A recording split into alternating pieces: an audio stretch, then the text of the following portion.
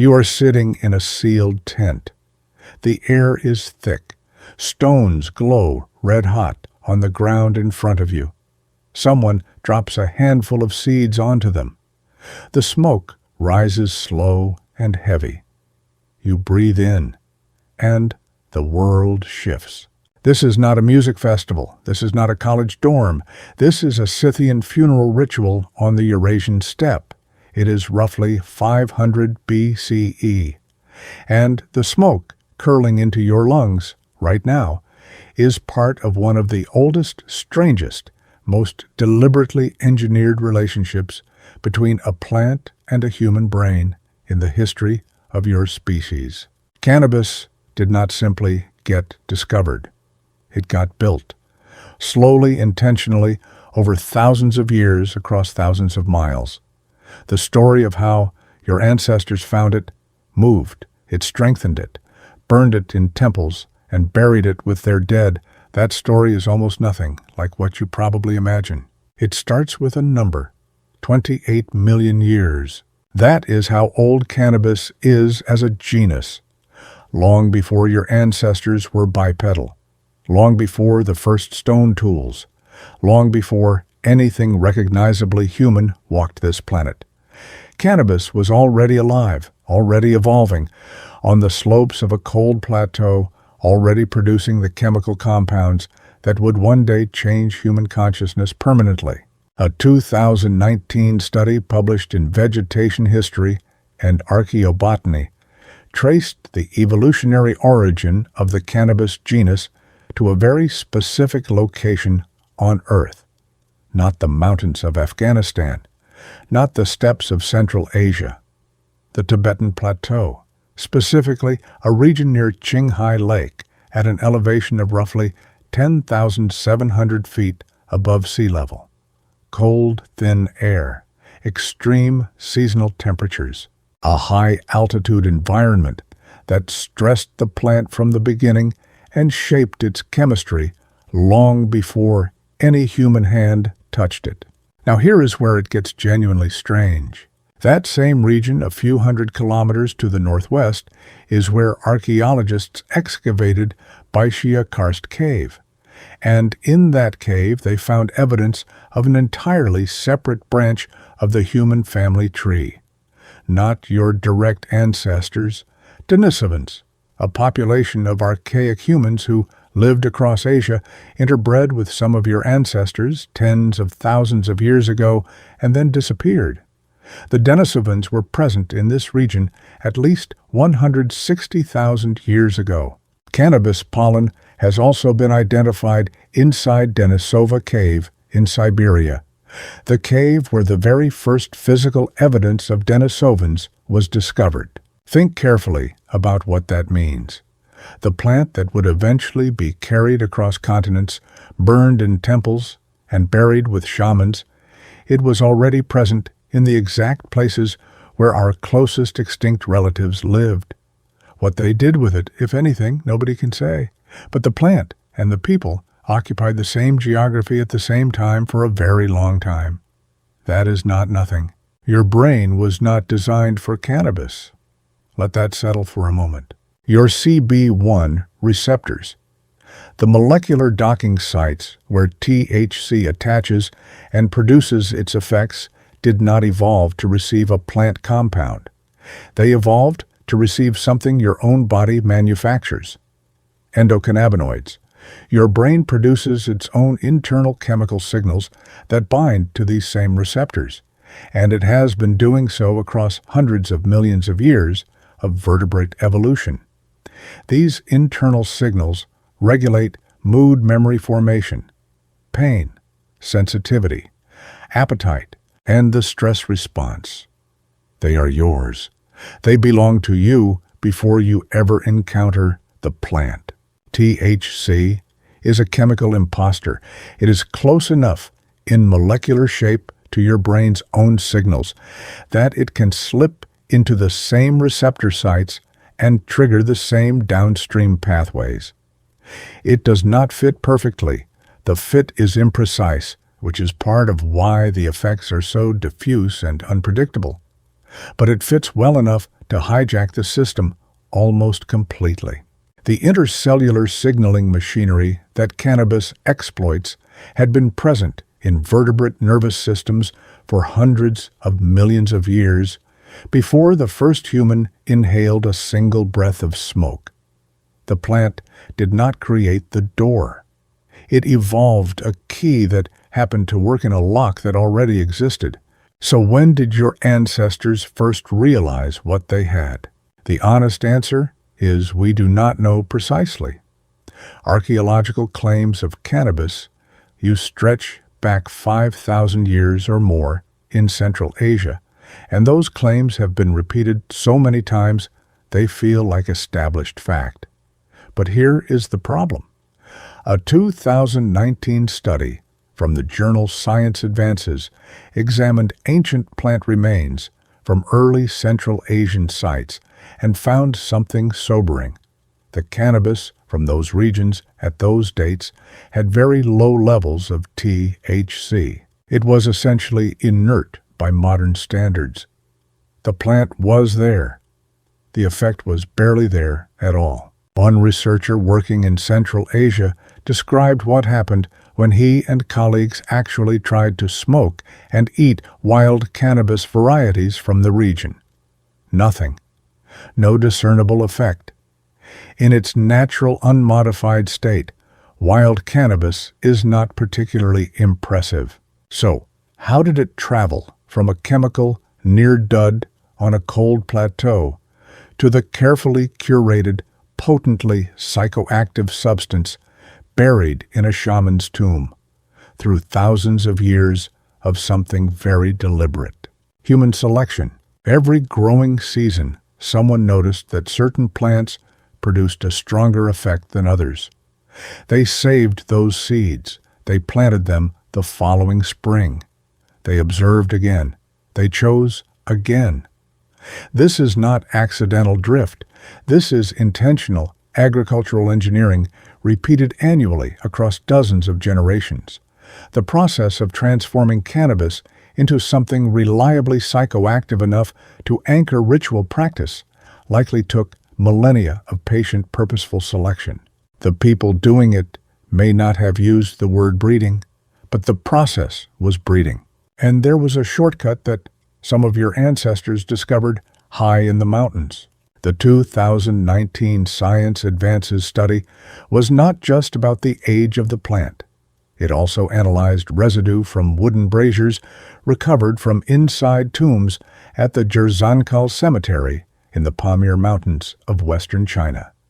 The cemetery sits at roughly 3,000 meters elevation. The researchers detected cannabis compounds in the residue, and what they found in the chemical signature stopped them cold. The THC levels were unusually high compared to typical wild cannabis of the same era. Here is the mechanism. Altitude stresses plants. Cold temperatures, intense ultraviolet radiation. At elevation, low oxygen, unpredictable moisture. Cannabis, under that kind of environmental stress, responds by producing more resin. Resin is the carrier for THC, CBD, and the other compounds that make the plant pharmacologically active. More stress, more resin, more potency. The plants growing at 3,000 meters in the Pamirs were not domesticated superstrain varieties. They were simply doing what stressed plants do to survive. And your ancestors, testing the plants they found at different elevations, noticed the difference. They went back to the mountains. They sought out the altitude-grown plants specifically, and they built their most significant rituals around what they found there. In 2008, archaeologists excavating the Yanghai tombs near Turpan in northwestern China opened a burial pit and found something that changed the archaeological conversation about cannabis entirely. Buried alongside a man approximately 45 years old was nearly 2 pounds of cannabis, not scattered loosely, processed. The stems had been removed. The leaves had been stripped away. What remained were only the psychoactive flowering tops, nearly a kilogram of them, carefully sorted and placed in the grave beside him. The man had been identified as a shaman from the ancient Gushe culture, an Indo-European people who inhabited that region of Central Asia.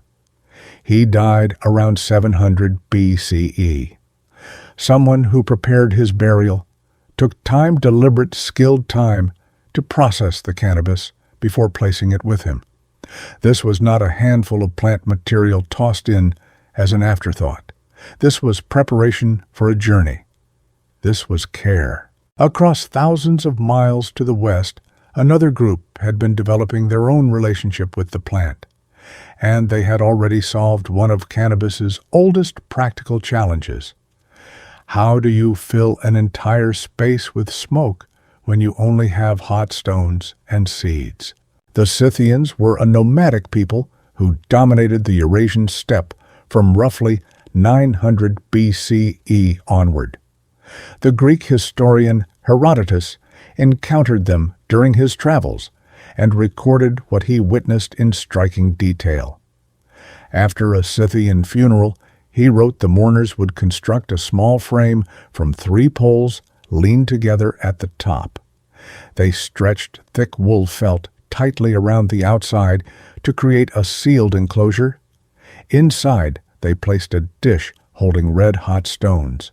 Then they threw hemp seeds onto the stones. The vapor that rose from the seeds, Herodotus wrote, surpassed any Greek steam bath in intensity. The Scythians, overtaken inside the sealed tent, shouted aloud.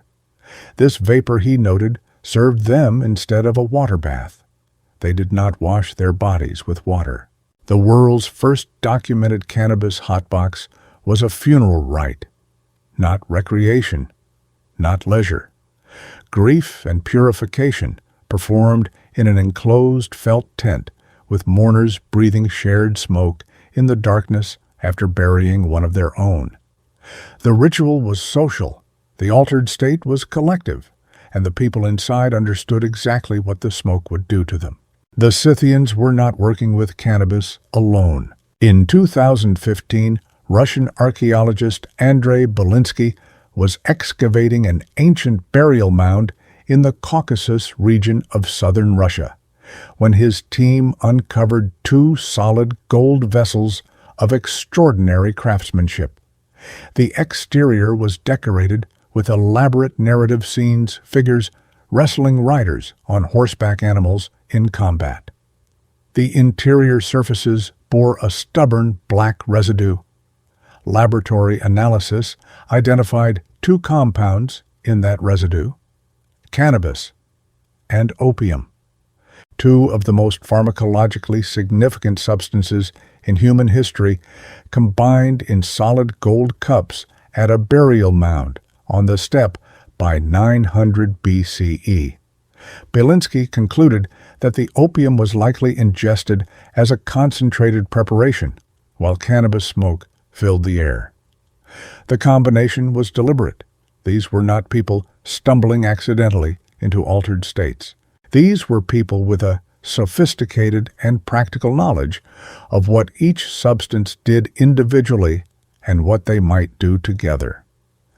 By the end of the first millennium, BCE, your ancestors were already combining drugs with the confidence of long experience, and they were burning cannabis in sacred spaces as well. A paper published in 2020 examined residue collected from 2 limestone altars in an ancient Judahite shrine at Tel Arad in the Negev desert of what is now Israel.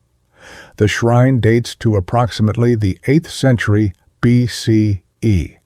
Its architectural layout shares features with descriptions of the first temple of Jerusalem. On the smaller of the 2 altars, researchers detected THC, CBD, and CBN, the primary compounds produced by cannabis, along with animal dung, which appears to have been used as a slow-burning fuel to sustain the heat that activated the plant material. The researchers noted something important in their analysis. Cannabis does not smell like incense. It does not carry the rich aromatic profile that would recommend it for use as a fragrant offering. The only coherent explanation for its presence on a temple altar is its pharmacological effect.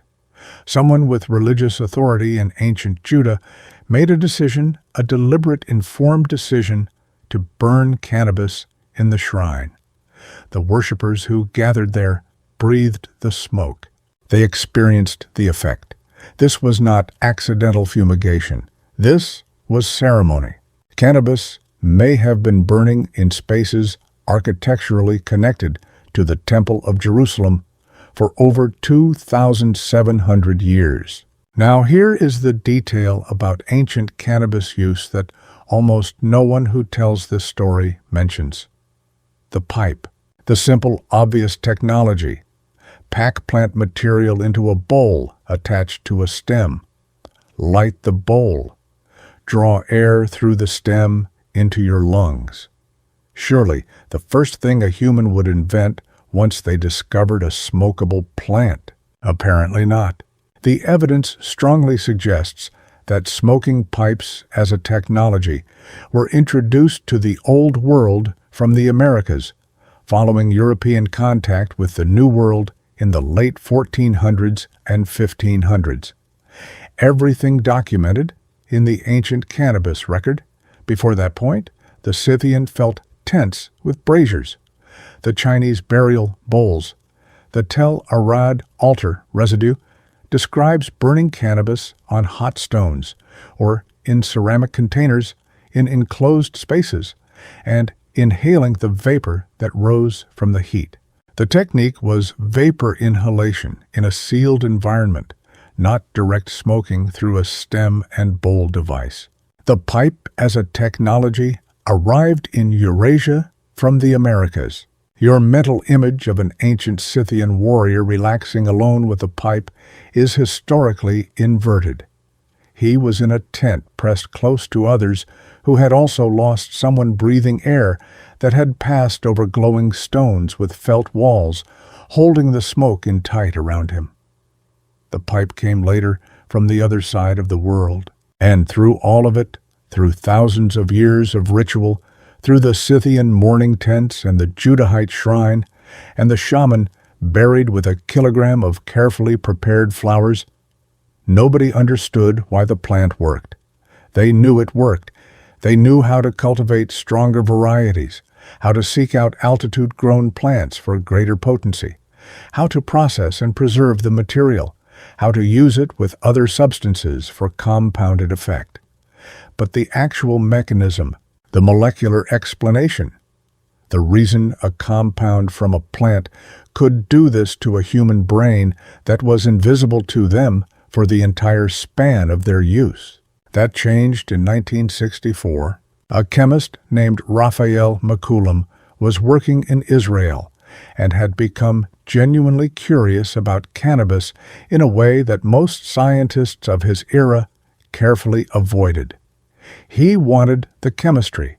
He wanted to know which specific compound was responsible for the psychoactive effect, something nobody had isolated or identified despite centuries of medical interest in the plant.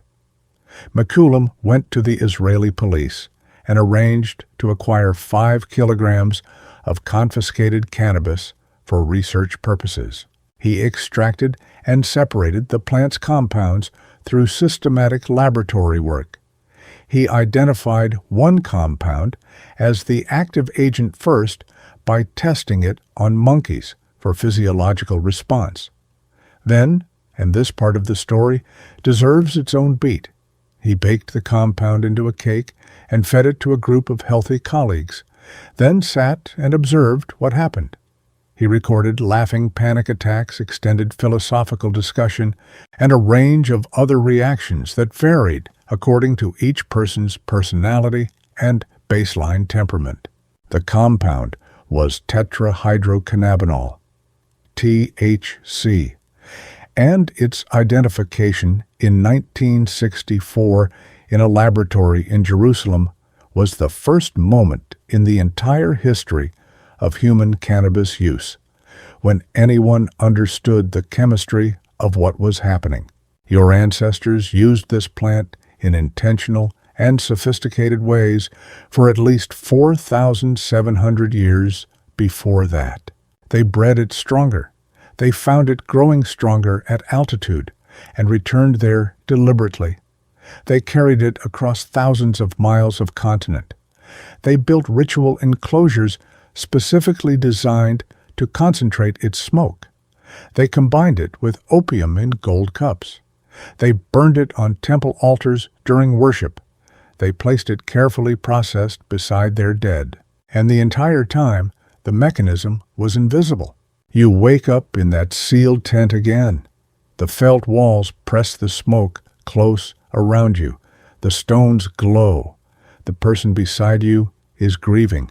The person across the small space from you is breathing the same air you are breathing, feeling the same shift begin, experiencing the same loosening that comes with the smoke. You do not know about endocannabinoid receptors. You do not know about THC or terpenes or molecular mimicry. You know that the plants from the high mountains are stronger. You know that the smoke changes something. You know that this tent is where your people come when they need to cross a threshold. That is what 28 million years of plant chemistry and thousands of years of human selection produced. A feeling nobody could explain, that your ancestors could not explain, that nobody explained for nearly 5,000 years of use. And when someone finally did in 1964 in a research laboratory in Jerusalem, the cannabis he used to do, it had been confiscated by the police. The plant and the humans, in the same places breathing the same air for longer than we fully understand.